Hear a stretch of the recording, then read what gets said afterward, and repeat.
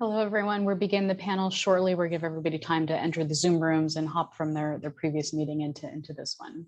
So look forward to chatting in a few minutes.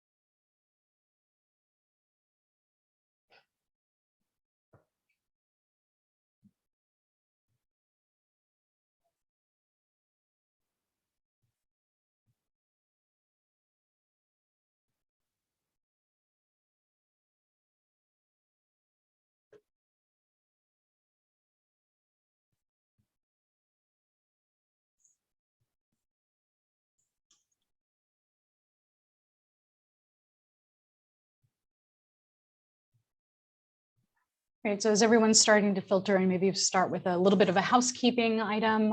The panelists will be taking questions from the audience throughout the discussion and at the end of the panel discussion. Please use the Q&A function in Zoom to submit your questions. If we're unable to address a question during the panel live, the panelists have all agreed to answer questions afterwards, and we will send you a response to the questions or connect you with the applicable panelist for more information.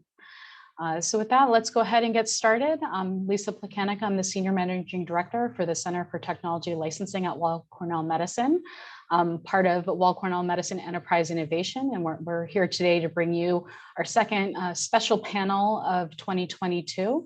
The Weill Cornell Medicine Special Panel Series seeks to convene a diverse panel of experts to discuss of the moment topics relevant to healthcare innovation, commercialization, and entrepreneurship, with a focus on touch points such as intellectual property, market trends, regulatory matters, positioning and impact, challenges of reimbursement, and investment opportunities. Today's panel focuses on drug repurposing, the opportunities, the challenges, and the strategies. To open up the discussion, I'll throw out a question. What does thalidomide, Avastin, and Viagra all have in common? These are all brand name medicines that have earned billions upon billions of dollars over the lifetime of their approvals, and they're all repurposed or repositioned drugs. So we know that repurposing can be commercially viable. In addition, there's been an increase in AI and computational biology approaches, and the widely available FDA-approved compound screening libraries have made drug repurposing even easier to explore. But the commercialization pathway is not always straightforward when you take into account the IP challenges, freedom to operate limitations, and commercial limitations such as reimbursement barriers, off-label competition, lack of investment interest, and admit limitations in a new indication. With this panel of experts today, we hope to explore both sort of the challenges and the opportunities, and help also discuss and explore some strategies that can overcome some of the commercial limitations to successfully position drug repurposing opportunities for commercial success.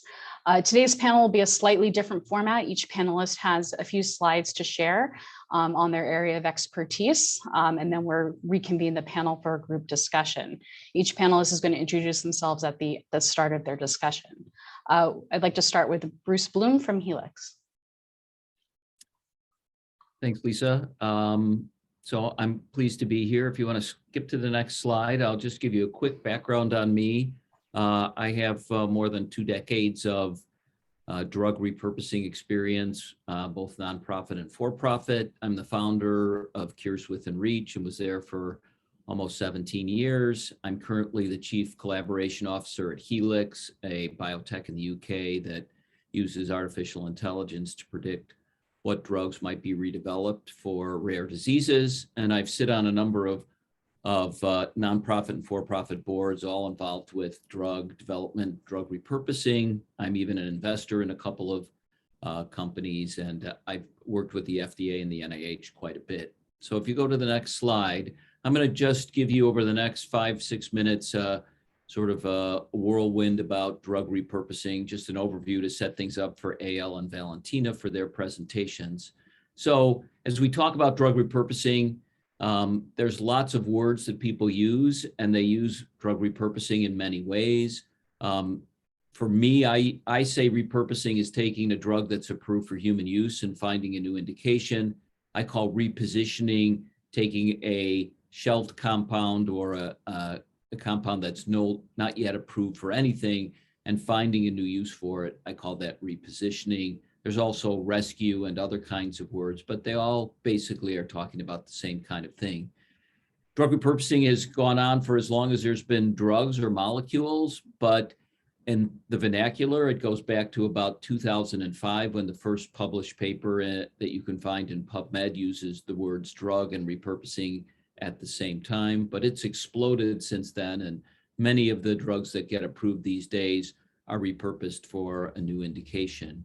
There's great therapeutic potential in drug repurposing. I suspect that as many as 75% of drugs that are out there have more than one use that hasn't yet been validated or even thought about. And many drugs have many indications, things like propranolol and sirolimus and metformin are being repurposed for all sorts of indications. So let's move to the next slide, and we want to talk a little bit about how does drug repurposing start? So it can start by the pure science, the traditional science, one step at a time, and you get to a point where you want to test a repurposed drug based on the basic science that you've created. You can also have it happen because of clinical observations of patients with all sorts of multiple modalities or multiple diseases they have.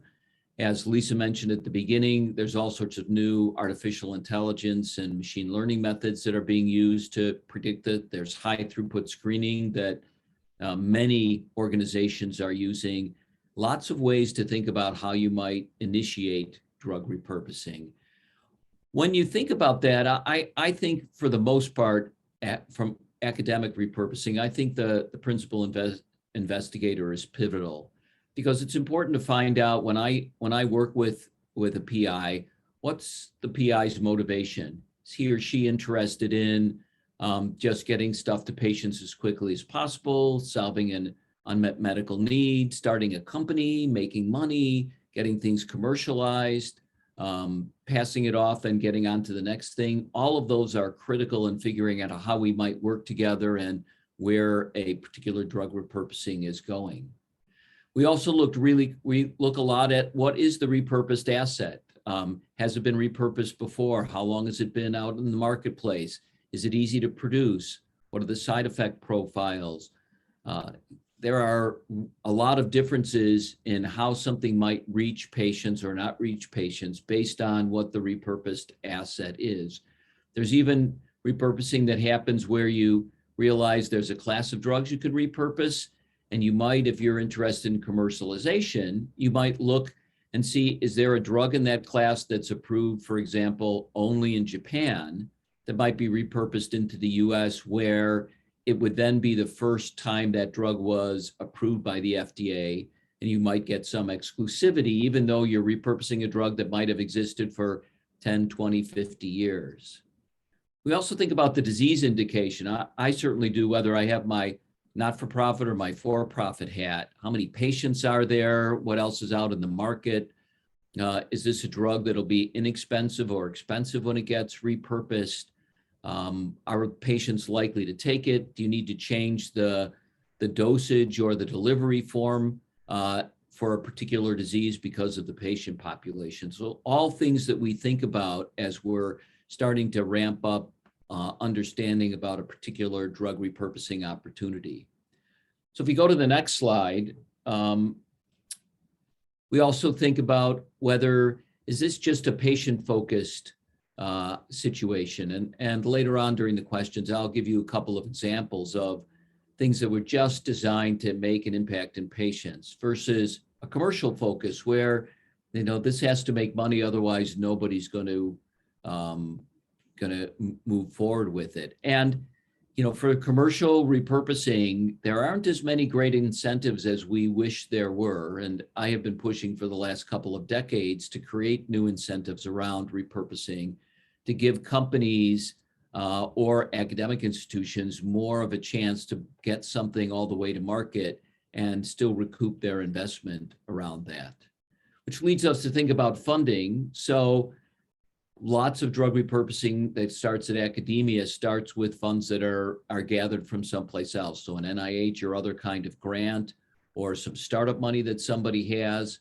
If it's a serendipitous kind of discovery, then you have to find money that might exist from other grants that you have, or from philanthropy, or from grateful patients. Certainly in the commercial side, when we think about this, we're committing somewhere between $15 and $40 million at a minimum to bring something all the way to market. And as Valentyna will tell you later, it's probably even more expensive than that if you're going to take something all the way through phase 3 and on to market. When we think about the commercial focus, we think about all the ways you can get exclusivity in drug repurposing. Can you modify the molecule? And Eyal will talk to us about that. Can you combine it with something else? Can you get some orphan drug designation? Can you get some new composition of matter, IP around intellectual property? You certainly can get method of use intellectual property, but finding a way to get your drug not used off label, even if you have method of use exclusivity, is really hard. Sometimes we're thinking about getting method of use exclusivity around a compound that is still under patent protection from another company. So they have the right to manufacture and sell it, and you might have the right to market it for a new indication. And trying to figure out how we match those two things up can be fairly challenging. And the last thing I want to say before I turn it over to the next speaker is there are a lot of global initiatives going on out there, both in the US and abroad, mostly in Europe. There's the STAMP, the STAMP initiative that's going on in Europe, trying to figure out how to move repurposing. There are some incentives that are starting. The UK now has a National Health Service drug repurposing arm that is funding phase 3 clinical trials where they wouldn't otherwise get funded for repurposing. So lots of thought about drug repurposing. It's a great thing. It happens at academia all the time. It's been a focus of mine for a couple of decades, and really excited about hearing from our other two speakers about specific drug repurposing. So Lisa, I'll turn it back to you to introduce our next speaker.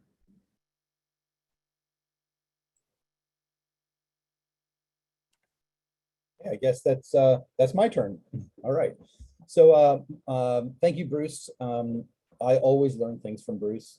And what I learned today is that drug repositioning and drug repurposing are different. And I like those definitions. So my name is Eyal Barash, and I'm a patent attorney. I'm based in Lafayette, Indiana, as I like to say, the center of the known universe. I have been in the business of pharmaceutical life science IP for the past 25 years. I started my career in DC at a giant patent firm. I'm from this area, and I saw an opportunity to move back and work with companies coming out of the Purdue Research Park. And so I've been counsel to companies that have gone public, that have done mergers and acquisitions. I've had actually multi-billion-dollar exits for life science companies. And so I'm quite familiar with life science IP, and I'm particularly interested in drug repositioning, but with a special aspect of it. And that is, I like to say, reinvigorating composition of matter. And sometimes that works and sometimes it doesn't. As I like to say, getting a new composition of matter when you're doing drug repurposing without having to create a new molecule, so to speak, that's a hammer. There's a way to do it, but not everything is a nail. Let's go on to the next slide. So the usual kind of disclaimer as an attorney, although I am an attorney, I'm not your attorney, so you can't take what I say too seriously. So let's go on to the next slide. As I introduce the concept of reinvigorating composition of matter, I want to talk a little bit about bupropion. which is one of the most complicated drug repurposing stories out there, but it's worth investigating a little bit. This is a timeline that indicates the story of the molecules from it was first patented in 1974. It was invented in the late 60s, took a while to get patented. When GSK put out the immediate release of Wellbutrin back in the 80s, it was a pretty high dose, and they ended up having to withdraw it because there was some indication of seizures on the market. It was relaunched in the late 80s. A sustained release version came out in the mid 90s. The indication also was depression.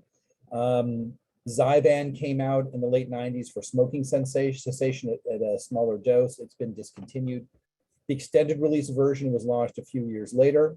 And then what's, I think, to me, most interesting is that a new salt of bupropion was launched as a Plenzin in 2008 for the same indication with kind of an unusual dosage, 174 to 522. And the difference here is that the maximum dose could be delivered at that point in a single tablet rather than in multiple tablets. BioVale got the rights to 2000 and 2009, but then Forfivo was launched in 2011 by another company, and they did launch the maximum dose that had been one of the doses that had been discontinued earlier, presumably because it's extended release. And then there's a new indication for weight control that came out with yet another company in combination with naltrexone hydrochloride. If we go to the next slide, this is what the sales look like. So this is from, well, it's in pounds. It's from the GSK filings. So you can see, it's pretty good seller for the company. Things began to drop down when generics launched. Eventually, GSK discontinued this, but they sold it to Bausch, and they also Bausch also got access to a Plenzin, which is the hydrobromide salt. If we go to the next slide, now we're back in dollars. So what really is meant to this represent is that this reboot of Wellbutrin has made money for Bausch, but not only that, a new salt has also fit into the marketplace, and last year had sales north of $100 million. And so that's not bad for repurposing a drug where that is the published difference I mentioned about the dosage. And it's meant to be kind of a little bit of a teaser that when you think about repurposing, it's not necessarily just about methods. It's also potentially about different, what I would call solid forms of the drug. Some people relate that to polymorphs. Here I'm focusing in on salts. It could be co-crystals. It isn't just with repurposing. So if we go to the next slide, well, I guess before I do that, I do want to tell you that using a salt strategy to claim your IP, claim your drugs, whether it's a repurpose or the first indication, the first drug, it's a fairly popular thing to see in the patent office. There are a lot of pharmaceutically acceptable salts that are being patented. Up until 2022, there's been a pretty big increasing trend, certainly from the 1980s, and it's still over 2,500 patents a year are coming out with claiming some kind of pharmaceutically acceptable salt. So if we move on to the next slide, I wanted to give you an example of how salts are used, not just from, and you can sort of consider this repurposing, because when you think of carrying a compound through development, more and more frequently, the original composition of matter patent is getting long in the tooth. And one has to figure out how you extract value when you're dealing with something that's so long in the tooth. So I've got a number of examples, but I'm only going to use this one for this slide and the next slide, and then that's it. This is pitolisant hydrochloride. It's used for narcolepsy, and here's the label. The label shows it as an HCl salt, and it was approved back in 2019, right before the pandemic. So if we go to the next slide, this is how a salt strategy works, whether it's from drug repurposing or whether it's from, I have a new API, I don't exactly know the solid form, but I've got my original composition of matter. So there are two patents that are illustrated on this slide that cover WAKIX. The first one in yellow, the 928 patent, that is on the y-axis, I have claim breadth, and on the x-axis, I have exclusivity term, which is different than patent term. How long you have, well, it is patent term, but it's not necessarily the natural patent term. So in this case, the 928 patent, it's already expired. It is to this compound and its class, salts, hydrates, etc. So from a drug repurposing standpoint, it could be a different salt than the one you're interested in. The 197 patent, however, is narrower, so it has a different scope. It is the particular HCl salt that is on the market that is being sold, and it's crystalline, and it has some additional characteristics, solid state characteristics. And this was the one that has the patent term extension. And so this is going to take out the estate to March of 2030.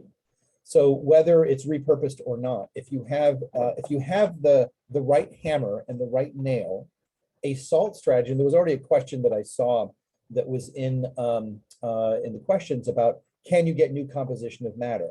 And the answer is maybe. That if you have the right circumstances, you, depending on the prior art, you might be able to reinvigorate the portfolio by using a new salt, especially a new crystalline salt. And with that, I will turn it over to the next speaker. Thank you.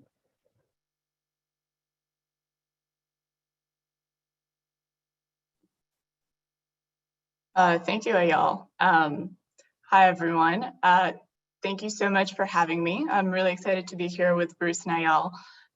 My name is Valentyna Chebanova. I'm a senior manager of business development at Tarsus Pharmaceuticals.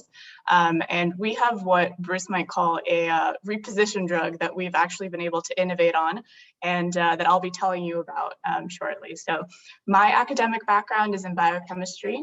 Prior to starting at Tarsus, I actually worked as a sell-side analyst at a life sciences focused investment bank called LifeSci Capital. And at LifeSci, I worked with a team to cover companies that were in the areas of ophthalmology, gene therapy, as well as hepatology. And Tarsus was actually one of the companies that my team covered. And I got to know the team and the story and found it really exciting. So I'm thrilled to be able to talk to you today about the Tarsus story and hopefully be able to share some insights from my experience, both as an analyst and as a business development professional. So if we could advance, please, through the disclaimer slide to our vision. So Tarsus is a pharmaceutical company that's based in Orange County in California.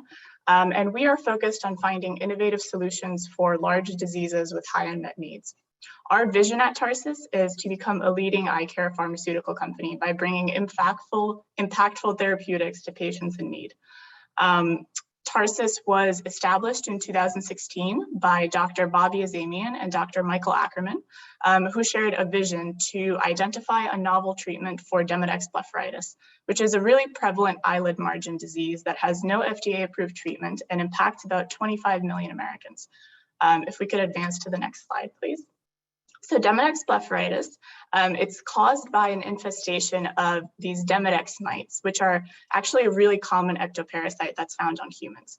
And these tiny mites live on the skin of the face, and they live on the eyelids and feed on the skin's oily secretions. And when they're present in small numbers, their presence generally goes unnoticed, but when they overpopulate, they can cause irritation, itchiness, lash loss, and other really uncomfortable sequelae. And if left untreated, the disease can have serious long-term physical as well as psychosocial impacts. So Bobby and Michael were looking to identify a potential therapy that would target the underlying biology of the disease, which is something that has never been done before in the setting of Demodex blepharitis. So as they were pursuing this effort, they identified and in-licensed a molecule called lotilaner, which is a best-in-class anti-parasitic agent that's been utilized successfully in veterinary medicine in the past. And it works by paralyzing the central nervous system of the mite and therefore eradicating it. Tarsus was able to reformulate the molecule for human ophthalmic use, and today it's known as TP-03, and it's the company's lead investigational candidate. The company went on to receive venture financing and execute a successful IPO in 2020. And in less than 3.5 years, it's been able to progress the pipeline quite quickly, completing 4 phase 2 trials and 2 pivotal trials for TP-03 in the setting of Demodex blepharitis. It's a really exciting time for us at Tarsus because we just announced positive results from our second and final phase 3 trial, which is called Saturn-2. This followed our first pivotal trial, Saturn-1, and the study met the primary and all secondary endpoints with a high level of statistical significance. Across the program, TP-03 showed a favorable safety profile and tolerability profile and was really comfortable for patients to use. The company plans to take this data and submit an NDA to the FDA for TP-03 in the second half of this year. If we could move to the next slide. In addition to TP-03, Tarsus has a robust pipeline based around the lotilaner API that's designed to address several parasite-mediated diseases that have high unmet needs in areas of eye care, dermatology, as well as infectious disease prevention. So Tarsus has formulated lotilaner topically for the treatment of rosacea, as well as orally for the prevention of Lyme disease. And as you can see, lotilaner is a really interesting molecule that's had an interesting life, and we're very excited about its potential for human use. But importantly, the Tarsus story is really much bigger than finding a new application for a great drug. It's about, doing our best to help patients, about filling unmet needs, and really bringing new and innovative therapeutic options to millions of patients who are suffering from Demodex blepharitis. So that's a little bit about our story. I'm excited to talk more about it, and I'll hand it back over to Lisa for the discussion portion. Great. Thank you all for setting the stage for a robust discussion. As a reminder to the participants, if you have any questions for us, please put them in the Q&A, and we're trying to address them as we go. If we are unable to answer them live, we will address them via email and follow up with you directly. So we do have one question to start us off from the participants. We have a participant who has found an already FDA-approved drug that's very effective in a novel indication, but it is a very expensive drug. And so they concerned that the commercialization path might be prohibitive because insurers may not pay for the drug for the novel indication. So maybe Bruce, to start off, what are some strategies they can utilize with the main goal of getting this into the hands of the patient? Can they do things to promote off-label use of the drug, or is it better to try to pursue FDA approval and an indication and a commercialization path, knowing there might be a mismatch between what insurance companies will pay for and the new disease indication? Yeah, so Zach, this is a great question, and it comes up fairly regularly. I'm going to assume that because the drug is really expensive, it's still under patent. So that throws some additional, issues into this, because there's one company that basically controls the manufacture and marketing of this drug. If that happens to not be true, if it's still expensive and off patent, we can talk about that in a different context. I have dealt specifically with this kind of example. The drugs sirolimus, also called rapamycin, was still under patent in the mid-2000s when it was clear it would be able to be repurposed for a group of rare autoimmune cytopenias. And at the time, it cost about $2,000 a month. And once we had built a mouse model, found that it cured the mice, and then we had a human clinical trial where 85% of the patients were in complete remission in 60 days, it was clear that it was a good therapeutic. We did not try and get it on the label because the cost and the time to do that was really outweighed. This was a rare disease where there were maybe 600 kids that had this condition. So depending on how big your patient population, that will help to determine something. If this is a really rare indication, then you might follow what we did, which was to publish the results in a robust, in a good journal, and then send the information around to physicians that use to treat these kinds of patients. And it became the standard of care off patent, but it took between 6 months and a year for the average patients to get their insurance company to cover the cost. Once they realized that taking this drug kept the patients out of the hospital and more expensive medical care, the insurers covered it. And now most insurers cover it because it's become the standard of care. It's probably 10 years since the very first patients were taking it regularly. I'm happy to talk off the seminar with you about some strategies you might use, and maybe even sign a CDA to get some more details about this. I don't know what you plan to patent or publish and what you haven't. So there's some details in here. Maybe Eyal and Valentyna have some other ideas they want to share. or maybe not. No, the only thing I would say, yeah, that's probably why it's expensive. You know, without obviously knowing the details, when you're dealing with, you know, depending on what the patent story is, you know, a patent on a composition of matter, they control the making, the using, the selling, it doesn't matter what the indication is. But if it's something where the patent composition of matter has expired and it's only covered by method of treatment, then you're more flexible in terms of now that the estate is narrower, and it should be easier to get that material and then, you know, go through another indication. I mean, another possibility is if it's under composition of matter, sometimes it's the innovator who is most interested in looking for label expansion and might be interested in collaborating. So that there's that possibility as well. Yeah, I do. It also depends, I think, on whether the patient population is similar to the patient population that was originally treated. You know, repurposing something that's for adult use into a pediatric population has its own issues, those kinds of things. So there's lots of different issues to consider around this. But the most important thing is to, as you said, Zach, what kind of effective strategy can we do to get this to patients as quickly as possible? And at least in the US, physicians can prescribe off-label, so that's not as much of a hindrance as whether it'll be reimbursed if it's very expensive.